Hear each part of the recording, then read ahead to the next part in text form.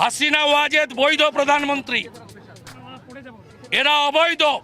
হাসিনা ওয়াজেদ প্রধানমন্ত্রী হিসেবেই ঢাকাতে শাহজালাল এয়ারপোর্টে নামবেন, স্যালুট দিয়ে নিয়ে যেতে হবে। মমতা ব্যানার্জি যে ভাইপো, তিনি কিন্তু সরাসরি শেখ হাসিনা কেন কলকাতায়, দিল্লিতে বা ইন্ডিয়াতে, এটা নিয়ে সমালোচনা করেছেন। এগুলো কিন্তু প্রভাব পড়েছে। আপনি যত কিছুই বলেন, আবার শুভেন্দু অধিকারী কিন্তু উল্টো বলেছেন। তিনি সবসময় শেখ হাসিনাকে বাংলাদেশের প্রধানমন্ত্রী মেনেই কথা বলতেন, অতীতও বলেছেন, এখনো বলেন। তো এই যে বিষয়গুলো, এগুলো প্রভাব পড়ে। আপনি আপনার আশেপাশে যখন আগুন লাগাই দেবেন, তখন আপনার বাড়ির ঘরের আশেপাশে লাগাইলে তো প্রভাব বহু দূর যাবে। তো এই বাংলাদেশে যখন মৌলবাদী রাজনীতির উত্থান ঘটেছে, তখন সেখানে বিজেপি পাশ করবে, এটাই স্বাভাবিক। অনেকেই বলে ফেলছে যে পশ্চিমবঙ্গে মৌলবাদী হিন্দুত্ববাদীর বিজয় এত উচ্ছ্বাসের কি আছে। জি না, জনগণ ভোট দিয়েছে। বাংলাদেশে ভোট ছাড়া আপনি উচ্ছ্বাস করবেন, আর ওইখানে ভোট দিয়েছে তার জন্য উচ্ছ্বাস করা যাবে না কেন? কি কারণে করে? অনেকে আবার লিখেছে, দেখলাম খোদ আওয়ামী লীগের লোকও লিখেছে, বামপন্থীরা লিখেছে, এবং কয়েকজন সাংবাদিকও লিখেছে যে পশ্চিমবঙ্গে বিজেপির উত্থান, আওয়ামী লীগেরা কেন খুশি হয়েছে? আপনারা ইরানে খুশি হন কেন? আপনি 5,000 মাইল দূরে খুশি হইতে পারেন ইরানের খোমেনির জন্য। সে তারা যদি গলা টিপে ধরে আর নিচ থেকে যদি চিমটি মারে, তাতে আপনারা খুশির সুতির ভাই হয়ে যান। আর পশ্চিমবঙ্গে যদি আমাদের প্রতিবেশী স্টেট, একেবারে সীমান্তবর্তী, সেখানে নির্বাচন নিয়ে উচ্ছ্বাসকে প্রকাশ করতেই পারে, কারণ এটা যথেষ্ট প্রভাব পড়বে এই দেশে, এবং পড়ে গেছে অলরেডি। আপনি অলরেডি জেনে গেছেন যে বাংলাদেশে যারা বামপন্থী, আমি যাদের আদর করে চিঙ্গবাম বলি, ডানপন্থী, মধ্য ডান, এমনকি কিছু কিছু আওয়ামী লীগের লোক, কিছু মুষ্টিমেয় কিছু আওয়ামী লীগের লোক মনক্ষুণ্ণ বিজেপি ক্ষমতায় বা রাজ্য সরকারের ক্ষমতায় এসে গেছে বলে। অনেকে মনক্ষুণ্ণ, আমি দেখেছি তাদের পোস্ট আমার কাছে অনেকে, আমি তার দেখি না, আমাকে অনেকেই স্ক্রিনশট পাঠায়। এর মধ্যে অধ্যাপক আছে, সাংবাদিক আছে, ডাক সেটা আওয়ামী লীগের 2-4 জন সেলিব্রিটিও আছে, মনক্ষুণ্ণ কিছুটা আর কি, যে কেন শুভেন্দু অধিকারী আসলো। তা আমি মমতা আসলেও মনক্ষুণ্ণ হইতাম না, কারণ ভোট দিয়ে জনগণ নির্বাচন করে আমার করার কি আছে? বিনা ভোটে আসলে বা বাংলাদেশের মতো মুসলেখা সরকার আসলে বা বিজেপি, ওইখানে তো বিজেপি তৃণমূলকে নিষিদ্ধ করে ক্ষমতায় আসে না, ওইখানে তো কংগ্রেসকে নিষিদ্ধ করে আসেনি, তাই না? আমার মনে হয় যে প্রসঙ্গটা আপনি প্রশ্ন করেছি কেন আসলো, এটা প্রধান কারণ আমি মনে করি যে পশ্চিমবঙ্গে দীর্ঘদিন বাম শাসন, দীর্ঘদিন কংগ্রেসের শাসন, 15 বছর তৃণমূলের কংগ্রেসের শাসনে পশ্চিমবঙ্গের মানুষ অতিষ্ঠ হয়ে গেছে। তারা যা কামনা করে, যা চায়, তারা বোধহয় তা পায় নাই। এটাও একটা অন্যতম কারণ। আর পাশাপাশি ধর্মীয় ব্যাপার তো রয়েছে। ভালুকায় যেদিন দীপচন্দ্র দাসকে জ্বালিয়ে পুড়িয়ে মেরে ফেললো, ওই দিনে আমি বুঝে গিয়েছিলাম যে এটার প্রভাব সুদূর প্রসারী হবে। শুধুমাত্র যে পশ্চিমবঙ্গের কুর্সি টানা দিবে না, ওই দীপচন্দ্র দাসকে যে হত্যা করেছে ভালুকায়, সেটার প্রভাব কিন্তু তারেক রহমানের কুর্সিতেও পড়বে, এই আদম ব্যাপারী ইউনূসের কুর্সিতেও পড়েছে। এরকম আরো ঘটেছে, ঘটতেই থাকবে এগুলো। আপনি দেখেন চিন্ময় কৃষ্ণ দাস, ইসকনের যে নেতা, তাকে আপনি বিনা দোষে আপনি তাকে জেলে দিয়ে রেখেছেন, তাকে জামিন পর্যন্ত দেন না। এগুলো প্রভাব পড়বে না? অবশ্যই পড়বে। আপনি ভারতের 7 সিস্টার খেয়ে ফেলতে চাবেন, হাস্যকর ব্যাপার। বাংলাদেশ 7 সিস্টার দখল করবে ভারতের, বাংলাদেশের চামড়া নাই পীরেরা মিছিল করে বাইতুল মোকাররমে দিল্লি দখল করবে। তো সঙ্গত কারণে সেটা তো হিন্দুদের, সনাতনীদের এটা প্রভাব পড়বে, এটা প্রভাব পড়াটাই স্বাভাবিক। আমি বলছি না যে এগুলোর কারণে দিয়েছে, এগুলো নয় বিজেপির লোকেরা ভোট দিল, মুসলমান কেন ভোট দিল? কেউ কেউ তো বলতেছে যে বামপন্থীরাও এবার ভোট দিয়েছে, তৃণমূলের লোকও এবার ভোট দিয়েছে, তৃণমূলের লোক, তারপর বামপন্থীরাও এবার বিজেপিকে ভোট দিয়েছে। আমাকে একটু আগে একজন বাংলাদেশ থেকে একজন লোক জানালো, তিনি বাংলাদেশের মুসলমান, হিন্দু না। তিনি বলেছেন যে তার বন্ধু বান্ধব যারা বামপন্থী ছিল, তৃণমূল ছিল, তারাও নাকি বিজেপিতে ভোট দিয়েছে। সত্য মিথ্যা আমি জানি না, আমাকে বলেছে, আমি জানালাম আপনাকে। তিনি ব্যবসা করেন কলকাতায়, তিনি আমাকে জানিয়েছেন।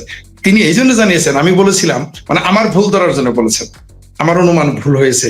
বলছে, ফরিদ আপনি যে অনুমান করেছিলেন, এবার কিন্তু আপনি বলেছিলেন তৃণমূলও চাইবে যে বিজেপির বিরুদ্ধে দরকার হয় বামেরা আসুক, বামেরাও চাইবে বিজেপির বিরুদ্ধে দরকার হয় তৃণমূল আসুক। এইবার তা ঘটে নাই। এইবার তৃণমূলের লোক, বামপন্থীরাও এবং কমিউনিস্টেরাও এই বিজেপিকে ভোট দিয়েছে। আসলে এটাই হওয়া উচিত, কারণ সব মানুষই তো জামালপুরে পাগলা, ডিমের আলি 3টায় বেচবে, 5টায় তো আর কেউ বেচবে না। নিজের ভালো কে না বোঝে বলেন? তারা চিন্তা করছে যে আমরা বিজেপি, আমরা তৃণমূল দেখলাম, কংগ্রেস দেখলাম, তৃণমূল কংগ্রেস দেখলাম, বামপন্থী দেখলাম দীর্ঘ সময়, এবার একটু বিজেপিকে এনে দেখি। তো আমার মনে হয়, আমি যতদূর মনে করি, যেটা আপনার চ্যানেলে এর আগে বলেছি, যে আমার মনে হয় বিজেপি আসাতে মুসলমানদেরও সুবিধা হবে, মুসলমানদেরও অ্যাডভান্স হবে অনেক বিষয়ে, তারা অ্যাডভান্টেজ পাবে, হিন্দুরা তো সুযোগ সুবিধা পাবেই। এবং আমি আপনাকে এও বলেছি যে হাসপাতালে এখন দেখবেন মুসলমান রোগীর সংখ্যা কমে যাবে, এমনকি জেলখানাতে যে কয়েদি 70%, যেটা আপনার সেগুলো বলেছি, 70% মুসলমান পশ্চিমবঙ্গের জেলখানাগুলোতে পাবেন, ওটা কমে যাবে। কারণ এখন তো তাদের টাকা কম করাইতে পারবেন না, বিজেপি কাজ করবেও না। বরং বিজেপি আসার কারণে আমার ধারণা সেখানে ডেভেলপ হবে, আমি যতদূর মনে করি। এবং সত্যি যদি বিজেপি, আমি যেটা মনে করি, ডেভেলপ করবে, তাহলে তারা বোধ হয় ওই এক টার্ম না, কমপক্ষে ওই মমতা দিদির মতো, কমপক্ষে বা মমতা মাসির মতো, পিসির মতো কমপক্ষে 15 বছর, মানে 3 টার্ম থাকবে বলে আমি এটা কমপক্ষে বললাম, বেশিও হতে পারে, দেখা যাক তারপরে কি হয়। তবে আমার কারণ, বিজেপি আসার কারণ, ক্ষমতায় এত ভোট পাওয়ার কারণ শুধুমাত্র যে সাম্প্রদায়িক তা না, আবার যদি সাম্প্রদায়িক বিষয়টাও বাদ দেন তাও হবে না। এখানে অর্থনৈতিক, সাম্প্রদায়িক, আঞ্চলিকতা, বহুবিধ বিষয় কাজ করেছে। তারপর পশ্চিমবঙ্গের হিন্দুরা ভয় পেয়ে গিয়েছিল যে এটা পশ্চিম বাংলাদেশ না হয়ে যায়, এটা একটা ভয় তাদের কাজ করেছে, যেভাবে হুমকি ধামকি দিয়েছে। আমার মনে হয় যে ডক্টর ইউনূস, আমার ভাবির পোলারা, চামড়া নাই পীরেরা, তারপর জামাত, হেফাজত, বট বাহিনীরা যেভাবে হুমকি দামকি দিয়েছে ভারতের 7 সিস্টার নিয়ে, তারপর রিটায়ার্ড আর্মি অফিসার যারা জীবনে পাখি মেরা নাই কোনোদিন, তারা গিয়ে দিল্লি দখল করবে, 7 সিস্টারকে, এগুলো হুমকি দেওয়ার কারণে এই প্রভাবটা এর কেশারত দিতে হয়েছে মমতা ব্যানার্জিকে, এটা আমার মনে হচ্ছে। নইলে অন্তত আরো একটা থাকার কথা ছিল। এইসব হুমকি ধুমকি গুলো যখন দিয়েছিল মমতা ব্যানার্জি কোনো প্রতিক্রিয়া দেখাতে আমি কিন্তু দেখিনি। জি জি, এটা তার ভুল হয়েছে, তার এটা উচিত, এটা তো প্রতিক্রিয়া তো দেখায়নি, বরং তার ভাইপো সরাসরি নির্বাচনের দিন সে সরাসরি বলেছে শেখ হাসিনা কেন, ভোটের আগে বলেছে, ভোটের মধ্যে বলেছে শেখ হাসিনা কেন দিল্লিতে। এটা তার প্রভাব, এর কারণে তার বহু ভোট নষ্ট হয়ে গেছে। এই কারণে ভোট, শেখ হাসিনা এখানে কেন মেহমান, এমনকি কথা বলেছেন তিনি মেহমান নাকি রিফিউজি জানতে চায়, এটা মনে করেছিল এটা বললেই মুসলমানের ভোট বাড়বে। ও আরেকটা বিষয়, সেটা হলো যে হুমায়ুনের নাম আপনি নিয়েছেন, এটা আপনি আমাকে বলেছিলেন যেই কারণে ভোট কাটা যাবে, হুমায়ুন কবির। আপনার এইবার আমার সকল অনুমানই ব্যর্থ হয়েছে, সব। আমি হ্যাপি আমার সকল অনুমান ব্যর্থ হওয়ার কারণে। যেটা আপনি বলেছিলেন যে হুমায়ুন কবির প্রচুর ভোট নষ্ট করবে মুসলমানের, এবং সত্যি তা করেছে। হুমায়ুন কবিরের যে সে বিচ্ছি করেছে তৃণমূলের সাথে, আপনার অনুমান সত্য, এটা বিশাল প্রভাব পড়েছে। ভাই শুভেন্দু অধিকারীও তো একসময় তৃণমূলে ছিল, তৃণমূল থেকে বেরিয়ে এলেন তিনি। ঠিক ওই যে হুমায়ুন কবিরের কথা বললেন, সেও এক, অর্থাৎ তৃণমূলের বড় বড় পিলার অনেকেই কিন্তু এর মধ্যেই সরে গেছে। জি জি জি, এগুলো কারণ ছিল, কারণ তাদের দুর্ব্যবহার, তাদের অনাচার, দুর্নীতি, তারপর ভাইপোকে শুধু গুরুত্ব দেওয়া। একটা দলে ওই যে বিএনপি কেমন 2001-এ শুধুমাত্র তারেক রহমান ডিপেন্ডেন্ট হয়ে গিয়েছিল না, খালেদা জিয়া হাওয়া ভবন বানিয়ে ফেলেছিল। যদিও এরকম হাওয়া ভবন বানায় নাই, কিন্তু তার ভাইপোর সম্পর্কে বিস্তর অভিযোগ রয়েছে, বিস্তর অভিযোগ। এবং তার ভাষা দেখেছেন তো, তিনি বলেছেন 4 তারিখের পরে দেখে নিবে, এটা করবে সেটা করবে, বিজেপি থাকবে না। তবে একটা কাজ হয়েছে কি, এটা এইবার বিজেপি ক্ষমতায় আসাতে তৃণমূল হয়তো টিকে থাকবে, নইলে আর একটা টার্ম থাকলে তৃণমূল নামে, বাংলা তৃণমূল কংগ্রেস নামে পশ্চিমবঙ্গে কোনো দলই থাকতো না। এখনো তো টিকে থাকবে এই দলটা, আমার মনে হয় আর কি। এটা তাদের জন্য কিছুটা সাপে বর হয়েছে, তাদেরও দীর্ঘদিন এখন বিজেপির হাতে, মানে রাজ্য সরকার। আমার ধারণা অন্য জায়গায় হয়তো 1 টার্ম থেকে 2 টার্ম। আমার কেন যেন মনে হচ্ছে যদি আসলেই বিজেপি ভালো কাজ করে, আমার ধারণা বিজেপি এখানে 3 টার্ম থাকবে। এটা কেন বললাম জানেন? এটা বলার কারণটা আপনি 1 মাসের মধ্যে দেখতে পারবেন। 1 মাসের মধ্যে বোঝা যাবে বিজেপি কতদিন ক্ষমতায় থাকবে, 1 টার্ম থাকবে না, 2 টার্ম না, 3 টার্ম। আর পশ্চিমবঙ্গের তো একটা স্বভাব আছে, যেখানে যেই ক্ষমতায় আসুক দীর্ঘদিন থাকে। তো পশ্চিমবঙ্গে কিন্তু দেখেন বামের অবদেবের 1-2টা সিট পেয়েছে, দুষ্ট লোকেরা বলতেছে। আমি তো মনে করছি এইবারে শূন্য হয়ে যাবে, ভাগ্য ভালো তারা 2-1টা সিট পেয়ে গেছে। তবে আমার মনে হয় এটা বাংলাদেশের জন্য ভালো হবে, ভারতের মুসলমানের জন্য ভালো হবে, পশ্চিমবঙ্গের মুসলমানের জন্য ভালো হবে। এই যে বিজেপির যে উত্থান পশ্চিমবঙ্গে আজকে রাজ্য সরকারে, এই উত্থান আগামী যে জাতীয় নির্বাচন হবে, সংসদ নির্বাচন হবে ভারতে, সেটার উপরে বিশাল প্রভাব ফেলবে। বিশাল, অনেকেই মনে করেছিল যে এই টার্মে বিজেপির ক্ষমতা শেষ। আমার মনে হয় এই পশ্চিমবঙ্গের, আমার ধারণা যে পশ্চিমবঙ্গের এই উত্থান, এই বিজয়, এটা দিল্লিতে, কেন্দ্রে প্রভাব পড়বে। আগামী সংসদ নির্বাচনে বিজেপি আবার ক্ষমতা আসার পথ সুগম করে রাখলো আজকের এই বিজয়ের মধ্য দিয়ে। ধন্যবাদ। ফরিদ ভাই, আমি পশ্চিমবঙ্গের নির্বাচন নিয়ে একটু টেকনিক্যাল বিশ্লেষণ একটু জানতে চাই। সেটা হচ্ছে বাংলাদেশে দলগুলো জোট করে কেউ হয়তো সেম একই মার্কায় জোটের সঙ্গীরা সবাই ভোট করে, কিংবা ভিন্ন মার্কায় হলেও এক দল অন্য দলকে সাপোর্ট দেয়, সিট ভাগাভাগি করে ওই জোটেরা ইলেকশন করে। তো পশ্চিমবঙ্গে এই এই চিত্রটা দেখা যায় না কখনো মনে হয়। না, ওখানে যার যার মার্কা তার তার। হ্যাঁ, আমি দেখলাম কংগ্রেস তারা সিট পায় না, কিন্তু তারপরও তারা ভোট আলাদাভাবে ভোট করে, যদিও তাদের কিছু ভোট কিন্তু আছে। আবার বামেরাও ঠিক সেম, বামেদের পজিশন তো একেবারে খারাপ বলা যাবে না, ভোট কাউন্টিং এ বেশ ভালো ভোট পায় ওরা, কিন্তু সিট খুব একটা বেশি পায় না।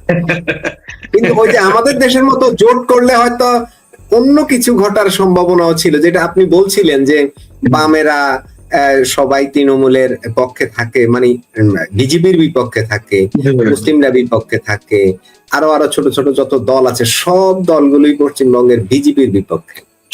তো এবার বিজেপির বিপক্ষে থেকে তো লাভ হয়নি, জনগণ তো বিজেপির পক্ষে চলে গেছে। এবং যেটা আমরা মিডিয়ার যে প্রচার, সোশ্যাল মিডিয়ার যেই জোয়ার আমরা দেখেছি, আমরা এর গত আলোচনায় বলেছিলাম যে সোশ্যাল মিডিয়া এবং আমাদের কমেন্ট বক্সে যে পরিমাণ কমেন্ট বিজেপির পক্ষে, বন্যার স্রোতের মতো কমেন্টস পড়তেছিল বিজেপির পক্ষে, তখনই আমি আপনাকে বলছিলাম যে ফরিদ ভাই যে পরিমাণ কমেন্ট পড়ছে তাতে তো মনে হচ্ছে বিজেপি হয়তো চলে আসছে। কমেন্ট খুব পাওয়া যাচ্ছে, তারা ভয় পেয়ে গিয়েছিল, ভয় পেয়ে এবার তারা সকলে মিলে ভোট দিয়েছে পশ্চিম বাংলাকে পশ্চিম বাংলাদেশ বা পশ্চিম পাকিস্তান আরেকটা যাতে না হয়, মিনি পশ্চিম পাকিস্তান, সেকেন্ড মিনি পশ্চিম পাকিস্তান না হয়, এই ভয়েই দেখলেন তারা বিশাল মানে সদল বলে, মানে যারা কখনো ভোট দিতে জানে এবার তারা ওই ভয়ে ভোট দিয়েছে। তার চেয়ে বড় কথা যে আমি অবাক হয়ে গেলাম যে মুসলমানেরাও বিজেপিকে ভোট দিয়েছে, তাও আবার পশ্চিমবঙ্গে। আসলে আশ্চর্যজনক, বিশাল ব্যাপার। মানে বাংলাভাষী যারা মুসলমান তারা বিজেপিকে প্রচুর, উর্দুভাষীরা দেয় না, এটা আপনি নিশ্চিত থাকেন। উর্দুভাষীরা শতকরা একটা দিলে দিতে পারে, এই বাংলাভাষী যেগুলো মুসলমান তারা উর্দুভাষীরা দেয় না, দেবেও না কোনোদিন তারা, কারণ তারা 47-এ তারা পালায় চলে আসছে, বাংলাদেশে চলে আসছে। তারা পৃথিবীতে উর্দুভাষী মুসলমান হচ্ছে একমাত্র বেকুব ভারতের, যারা জন্মিছে ভারতে, পাশ করছে বাংলাদেশে, গীত গেয়েছে পাকিস্তানের। এরা আরেক অদ্ভুত জাতি, এদের নিয়ে আমি এদের নিয়ে আলোচনা করতে চাই না। তবে ভারতের মুসলমানেরা, বাংলাভাষী মুসলমানেরা প্রচুর ভোট দিয়েছে বিজেপিকে। আরেকটা কারণ হচ্ছে বিজেপির পাশ করা, এটা বলে শেষ করতেছি। সেটা হলো যে এই যে SIR করেছে, সেখানে যারা মৃত ভোটার সেগুলো জাল ভোট দিতে পারে নাই, যারা ডুয়েল ভোটার ছিল এগুলো বাদ হয়ে গেছে, তারপর যারা বাংলাদেশি ছিল যারা ভোটার হয়েছিল তাদের বাদ দিয়েছে। এগুলো কারণে আর বোঝা গেল যে ওখানে জালিয়াতি করে এতদিন বামপন্থীরা এবং তৃণমূলেরা, কংগ্রেসরা পাশ করতো। এটা এখন তো সুস্পষ্ট, এইভাবে ভোট দিতে দিলে, সুষ্ঠু ভোট হলে এরা টিকবে না। তবে সর্বোপরি বলবো তাদের জনমতের প্রতি আমাদের শ্রদ্ধা জানাতেই হবে। তারা আসলে তাদের অর্থনৈতিক কারণেই, প্রধান কারণ অর্থনীতি, দ্বিতীয় কারণ দেশ, এই দুই কারণে তারা তাদের ভোট দিয়েছে। তৃতীয় কারণ ধর্ম হতে পারে। আর শুধু যদি ধর্ম হয় তাহলে মুসলমান কেন ভোট দিবে? কারণ সেখানে অর্থনীতিও কাজ করেছে, দেশের প্রতি হুমকি মনে করেছে তারা। আর সবচেয়ে বড় কথা যে দেশি বিদেশি যত ষড়যন্ত্রকারী পশ্চিমবঙ্গে কাজ করতো ভারতের বিরুদ্ধে এবং বাংলাদেশের বিরুদ্ধে, আপনি মনে করেন না পশ্চিমবঙ্গে শুধু ভারতের বিরোধিতাকারীরা থাকে? পশ্চিমবঙ্গে প্রচুর বাংলাদেশ বিরোধী দেশি বিদেশি সংস্থা থাকে। তারা ব্যর্থ হয়ে গেছে। এটা তাদের জন্য বিরাট একটা, মানে তাদের জন্য বিরাট চপেটাঘাত না, তারা এখন ভ্যানিশ হয়ে যাবে আমার যতদূর মনে হয়। ধন্যবাদ আপনাকে। জি ফরিদ ভাই আবার আসবো আপনার কাছে। আমরা ভবানীপুরে শুভেন্দু অধিকারী এবং মমতা ব্যানার্জির যে প্রতিদ্বন্দ্বিতা সেটা নিয়ে কথা বলবো। আমাদের রফিক ভাই ইতিমধ্যে আউট হয়ে গেছেন,